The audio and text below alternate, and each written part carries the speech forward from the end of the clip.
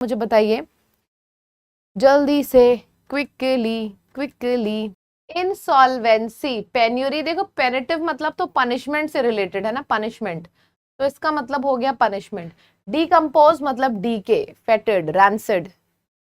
बचा क्या, एक बचा penury, so that will be your correct answer.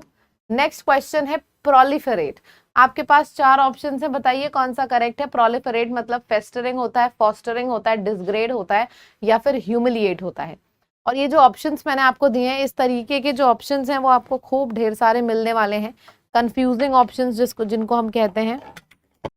तो ये आपके 4 ऑप्शंस हो गए प्रोलिफरेट से रिलेटेड। इस पर आ जाता है आपका option number B is your correct answer, pugnacious. इसका करेक्ट आंसर क्या होगा पग्नेशियस का, जल्दी से बताएंगे सभी लोग, क्या होगा। ठीक है, पग्नेशियस मतलब पागल। किसी को अगर पागल पागल बुलाओगे तो इंसान लड़ेगा तो है ही आपसे, लड़ाकू बन जाएगा। तो बेलिगेरेंट, बेलिकोस, पग्नेशियस, इन सब का मतलब होता है लड़ाकू। नेक्स्ट क्वेश्चन है आपका यूफेमिज्म। यूफेमिज्म का मतलब क्या है, आपके पास 4 ऑप्शन है, rapture, jolly, gloomy and politeness. Which is your correct answer, do let me know. It is euphemism, it is not euphoria. Euphoria, elated, ecstasy, इन सब का मतलब क्या होता है, एक्साइटमेंट, खुशी, बहुत ही गजब की। पर यूफेमिज्म का मतलब होता है पोलाइटनेस, ठीक है, किसी चीज को पोलाइटली एक्सेप्ट करना। कॉग्निजेंट मतलब क्या होता है, कॉग्निजेंट, अब याद आया, अगर किसी इंसान को किसी के बारे में ए से जेड पता है, मतलब कि वो बहुत अवेयर है ना, अवेयरनेस, नॉलेज, नॉलेज आप बोल सकते हो, नॉलेज, अवेयरनेस। कॉग्निजेंट, मैंने कॉग्निजेंट वर्ड से आपको इनकॉग्निजेंट विंडो भी समझाया था कि क्यों ज्यादातर सर्चिंग लोग इनकॉग्निट मोड पे करते हैं, ठीक है। एमिलियोरेट, फिर से आपके पास 4 ऑप्शन से, बताइए एम्यूलोरेट का मतलब क्या होता है।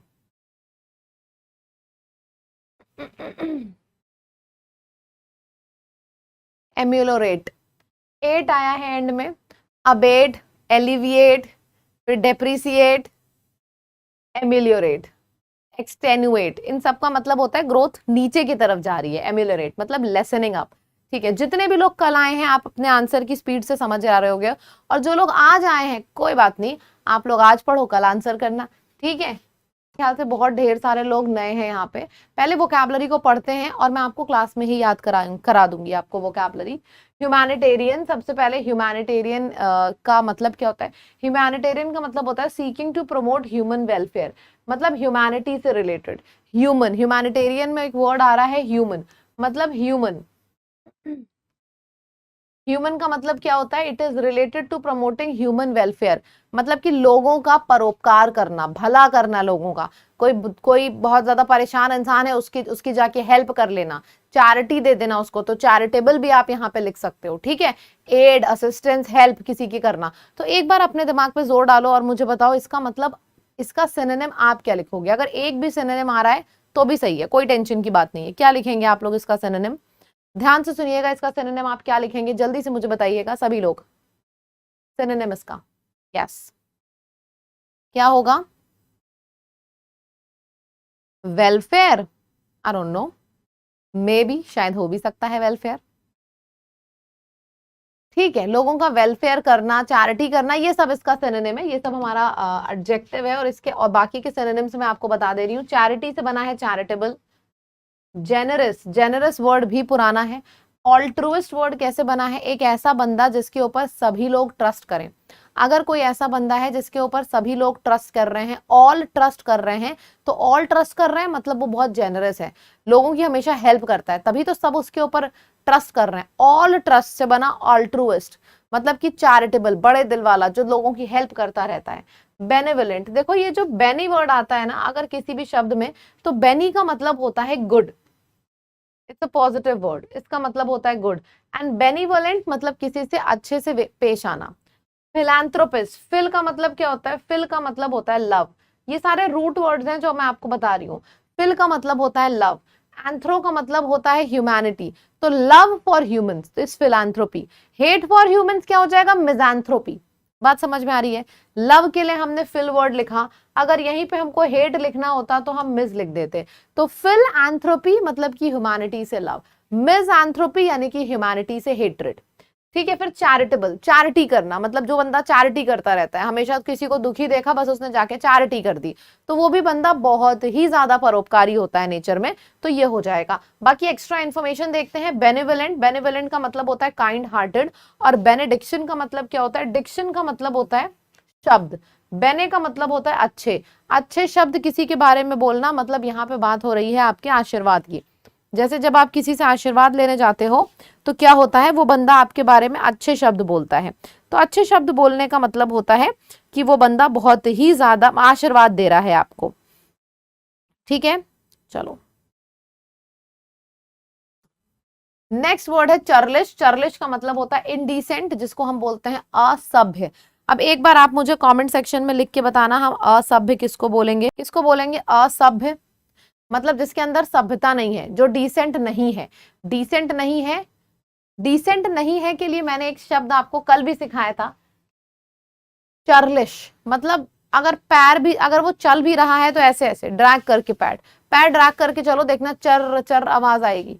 ठीक है, या फिर किसी से वो पब्लिकली चर चर करके लड़ने लगा, तो जो ऐसे लोग होते हैं ना, चाहे वो जितने भी पढ़े लिखे हों, ऐसा नहीं होता कि पढ़े लिखे लोग हमेशा डिसेंट होते हैं। अरे पढ़े लिखे लोगों को मैंने देखा, मैं एक बार दिल्ली गई थी and I just found a girl, मतलब आई वाज रियली शॉक्ड।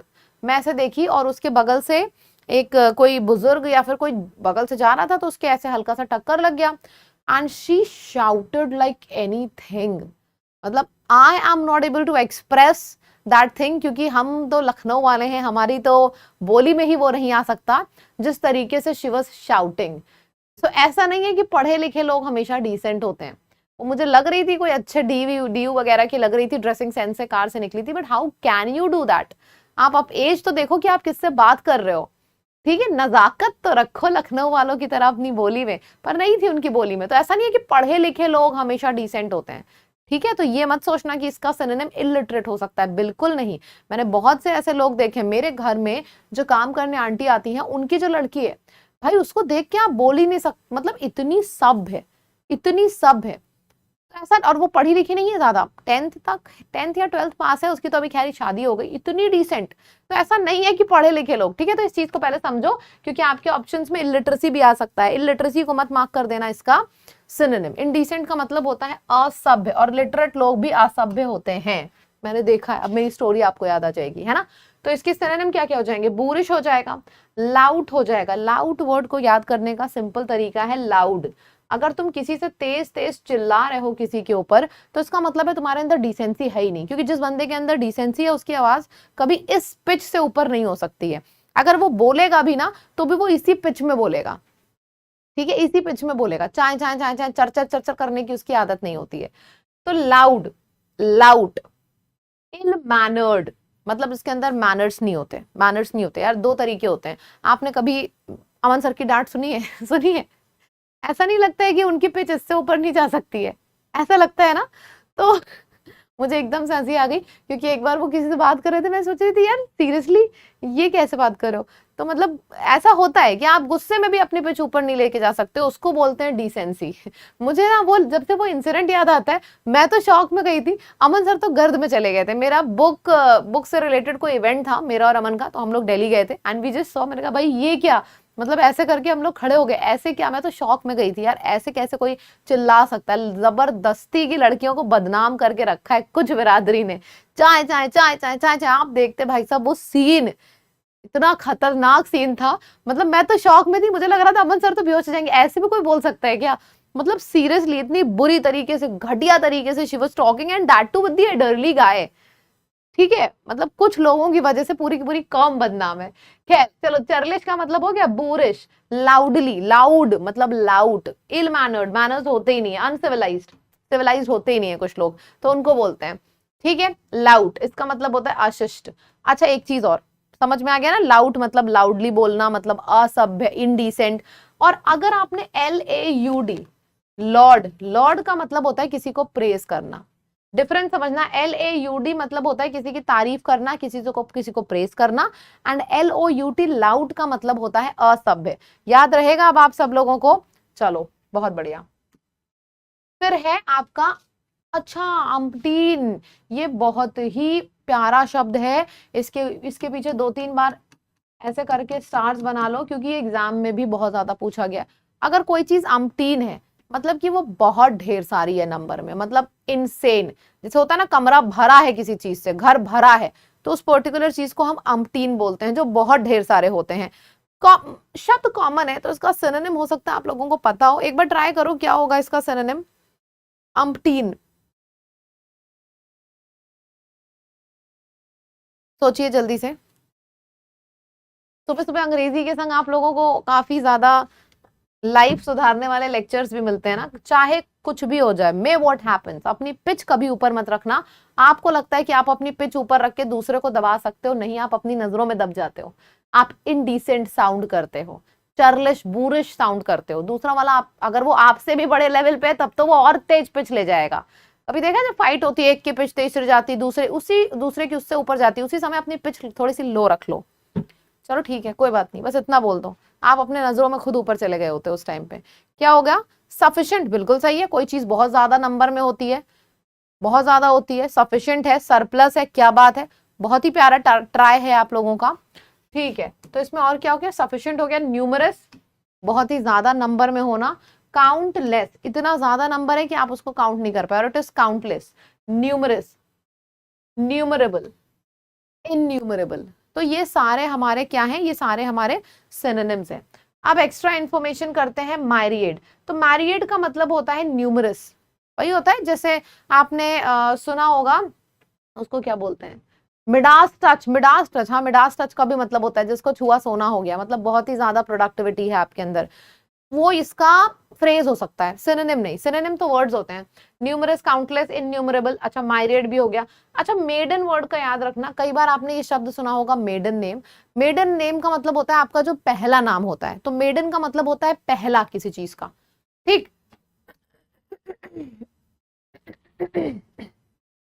अब जल्दी से आगे बढ़ने से पहले एक बार आप मुझे लिख के बता दो, अभी अभी मैंने आपको इनडिसेंट वर्ड के कुछ सिनोनिम्स बताए हैं, जस्ट अभी मैंने आप लोगों को इनडिसेंट वर्ड के कुछ सिनोनिम्स बताए हैं।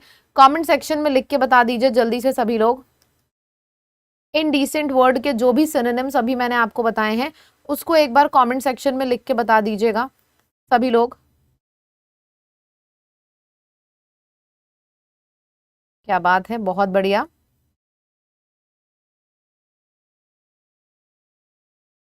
इनडिसेंट, चर्लिश हो गया, बूरिश हो गया, बहुत बढ़िया, चर्लिश हो गया, बूरिश हो गया, लाउडली, लाउड से बना लाउड, फिर इल मैनर्ड आपका हो गया, सिविलाइज नहीं है तो अनसिविलाइज्ड हो गया, बहुत बढ़िया, क्या बात है। अच्छा, एक और चीज बता दो फिर आगे बढ़ते हैं। मैंने आपको बताया था एक ऐसा बंदा जिसके ऊपर सब लोग ट्रस्ट करते हैं, जो बहुत ही ज्यादा जेनरस होता है, उसको क्या बोलते हैं, जेनरस वर्ड के सिनोनिम बता दीजिए मुझे।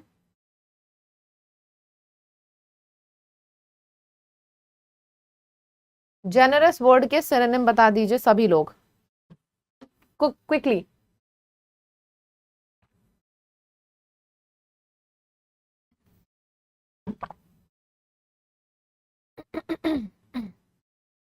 जेनरस का मतलब होता है बड़े दिल वाला, जिसका दिल बहुत बड़ा होता है ना, उसको जेनरस कहते हैं। परफेक्ट। तो जेनरस वर्ड आप सब लोगों को बहुत अच्छी तरीके से आई बिलीव समझ में आ चुका है, आ चुका है ना जेनरस वर्ड। चलो आगे बढ़ते हैं। फिर आ जाता है आपके सामने ये शब्द जिसको हम कहते हैं एक्वीज। इसका मतलब होता है स्वीकृति प्राप्त करना, एक्विटेंस या फिर एक्वीज का मतलब होता है किसी दूसरे बंदे ने हामी भर दी है, मतलब हाँ कर दिया है किसी चीज को लेके। अब इसका सिनोनिम आप क्या लिखेंगे, मतलब एक्सेप्ट कर लेना, हंसी हंसी किसी चीज को एक्सेप्ट कर लेना, तो उसको बोलेंगे एक्वीज, एक्वीज कर लेना, एक्सेप्ट कर लेना, हाँ कर देना किसी चीज को। चलो मैं आपको एक ऐसा शब्द लिखूंगी जिसके बाद आप लोग मुझे शब्दों की बाढ़ दे दोगे, अग्री। चलो मैंने एक सिनोनिम बता दिया है इसका, अग्री, और बाकी आप शुरू हो जाओ एकदम स्पीड में मुझे शब्दों की बाढ़ देने के लिए। अग्री, अग्री इसका सिनोनिम है किसका, एक्वीज का, मतलब स्वीकृति देना किसी चीज के लिए, हामी भर देना। और मैंने आपसे ऑलरेडी बोल रखा है, कभी भी हमारे शब्द में अगर अग्री आता है तो तुरंत दो तीन शब्द हैं वो आपके तुरंत दिमाग में आने चाहिए। एक तो हो गया असेंट, एक आपका हो गया कंसेंट, एक आपका हो गया कंप्लाई। ये कुछ ऐसे शब्द हैं जो आपके दिमाग में हमेशा चलने चाहिए जैसे ही अग्री वर्ड आना चाहिए। अग्री करना किसी चीज को लेके, अग्री करना मतलब हामी भरना मतलब हाँ करना।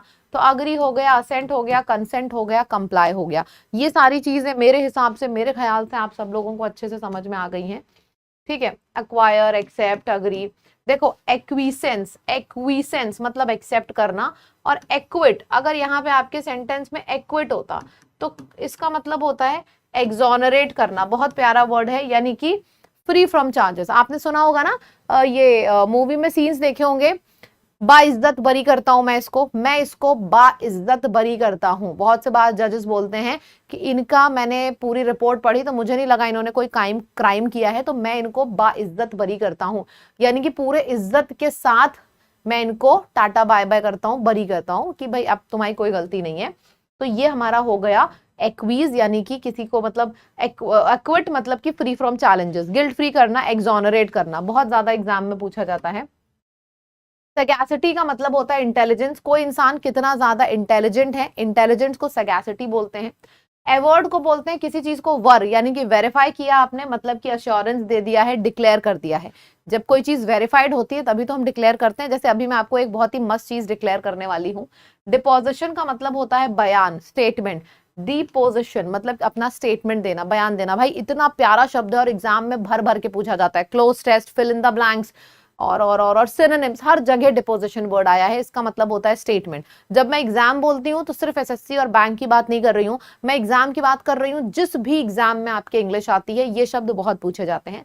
फिर आ जाता है मैट्रिक्स। मैट्रिक्स का मतलब होता है समथिंग विद इन और from which something else originates. किसी और चीज से जब कोई और चीज ओरिजिनेट करती है उसको उसका मैट्रिक्स बोलते हैं।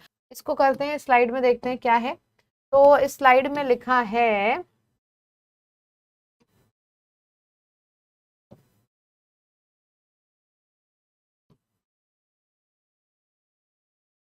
ये हो गया है ट्रांच। ट्रांच का मतलब होता है एक पोर्शन। जैसे कि मुझे अगर किसी को 10,000 रुपए देना है, पेमेंट करना है, तो मैं पूरे 10,000 रुपए एक साथ नहीं दे दूंगी। जैसे मैंने स्टूडियो बनाया, सपोज स्टूडियो बनाने में लगे 5 लाख रुपए, तो मैंने उसको 5 लाख रुपए एक साथ नहीं दे दिए, मैंने पहले उसको दिए 2 लाख रुपए। तो जो मैंने ये पहले 2 लाख रुपए दिए हैं वो क्या है, वो पहली ट्रांच है। ठीक है, वो पहली ट्रांच है। देखो कुछ लोग कह रहे हैं रिकॉर्डेड भी देख सकते हैं। यार देखो, लाइव देखो बेस्ट है। अगर आप सच में बहुत ज्यादा बिजी हो, कुछ आपका प्रायर कमिटमेंट्स हैं, तो उस केस में आप रिकॉर्डेड भी दे सकते हो, लेकिन देखना जरूर सब लोग। लेकिन लाइव देखो तो मजा आएगी। ट्रांस का मतलब होता है पोर्शन। कैटास्ट्रोफी का मतलब होता है डिजास्टर। जब हर तरफ भगदड़ मची रहती है उसको कैटास्ट्रोफी बोलते हैं, यानी कि डिजास्टर। स्ट्रैंडेड का मतलब होता है फंसा हुआ। कोई कहीं पे ये स्ट्रैंड्स लगे हैं, उसका पैर फंस गया, मतलब फंसा हुआ, स्ट्रैंडेड हो गया। फो का मतलब होता है एनिमी, याद रखना। फो, FOE, फो, फो का मतलब होता है एनिमी। और एनिमी बोलना छोड़ो यार, अब फो बोला करो। फो कितना रॉकिंग लगता है ना। अगर आप एनिमी को फो बोलना शुरू कर दोगे तो वो आपका एनिमी नहीं रह जाएगा, फिर आपका वी, यानी कि फिर आपका वो दोस्त बन जाएगा, LA बन जाएगा। ईडीएम से फ्लॉगिंग द डेड हॉर्स। कोई हॉर्स मर गया है और फिर भी आप उसको फ्लॉग कर रहे हो, आप सोच रहे हो कि वो जिंदा होकर आगे चलने लगेगा, तो ऐसा नहीं होगा। If the horse is dead, चाहे आप उसको जितना फ्लॉग करो वो आगे नहीं चलेगा। लेकिन अगर आप फिर भी डेड हॉर्स को फ्लॉग करे जा रहे हो, चलो चलो चलो, तो इसका मतलब क्या है कि खुद अपने एफर्ट्स को आप वेस्ट कर रहे हो। Coming back to the fold होता है, मतलब coming back to the fold मतलब participating in the period. To begin participating in something, coming back to the fold, किसी चीज में पार्टिसिपेशन अपना शुरू कर देना। ठीक, कोई फोन नहीं है आपका आज तक, आप बड़े ही प्यारे इंसान हो। मीटेड आउट का मतलब होता है किसी को कोई चीज देना। जैसे आपने डिसाइड कर लिया किसी चीज को देना, मतलब मेट आउट करना। स्टेप इन का मतलब होता है कहीं पे आप स्टेप इन कर रहे हो, मतलब चीजों को अंडरस्टैंड करने की कोशिश कर रहे हो। टेस्ट लेने जा रही हूँ, जो मैंने आज पढ़ाया है ये सिर्फ उसी चीज का टेस्ट है। तो ये आपके सामने पहला शब्द है, इसका आंसर देंगे सभी लोग कमेंट सेक्शन में। हो गया एक्वीज, मतलब किसी चीज को क्या करना बोलते हैं, एक्सेप्ट करना, एक्सेप्ट या फिर एक्सपेक्ट करना। क्या बात है, इसको हम बोलेंगे एक्सेप्ट करना किसी चीज को। फिर आ जाएगा ट्रांच। ट्रांच, फिर आपके पास ये 4 ऑप्शन है। ट्रांच क्या बोलेंगे इसको, ट्रांच का मतलब होता है पोर्शन। बेनेवलेंट, आपके पास 4 ऑप्शन हैं, किसको आप सही करोगे। बेनेवलेंट का मतलब क्या होता है, देखो अगर हमारे पास ये बेने रूट वर्ड आ गया है ना, तो समझ जाना कि आपका कोई ना कोई पॉजिटिव ही होगा आंसर। मैं कह रही हूं चलो आपको मीनिंग नहीं पता, बेनेवलेंट वर्ड आपके एग्जाम में आ गया, आपको मीनिंग नहीं पता, लेकिन ये तो याद आ रहा होगा ना कि मैम ने बताया था कि BENE बेने वर्ड कहीं पे आता है तो इसका मतलब होता है पॉजिटिव। सेल्फिश एक नेगेटिव वर्ड है, कैटास्ट्रोफी मतलब विपदा, ये भी नेगेटिव वर्ड है, फो का मतलब एनिमी, ये भी नेगेटिव वर्ड है, तो सारे नेगेटिव हैं। पॉजिटिव ये है तो इसका सिनोनिम भी पॉजिटिव होगा। 4 में से 3 नेगेटिव हैं तो जाहिर सी बात है जो डी बचा ऑल्ट्रुइस्ट वही आपका पॉजिटिव होगा, and that will be your correct answer. Flogging the dead horse,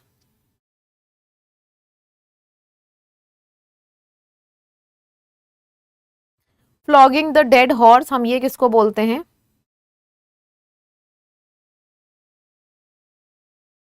super quick. बताया ना अभी आपको मैंने पूरा एक्शन करके कि कोई हॉर्स मर गया फिर भी आप उसको फ्लॉग किए जा रहे हो, तो ऐसा नहीं है वो उठ के बाहर चलने लगेगा, मतलब आप अपने एफर्ट्स को वेस्ट कर रहे हो। सक्सेसफुल, सक्सेसफुल, देखते हैं सक्सेसफुल का किसका सही होता है, सक्सेसफुल वर्ड देखते हैं किसका सही होता है।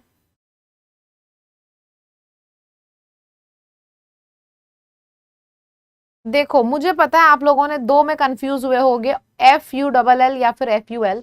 समझो अगर हम कभी भी कोई 2 शब्दों को ज्वाइन करते हैं ना, जैसे एक शब्द हो गया आपका सक्सेस और एक शब्द हो गया आपका फुल, तो सपोज मैंने 2 शब्दों को जोड़ा, मैं आपको भी बता रही हूँ पूरी चीज हम लोग किस तरीके से करते हैं, तब आप इसको अपने आप सीख लोगे।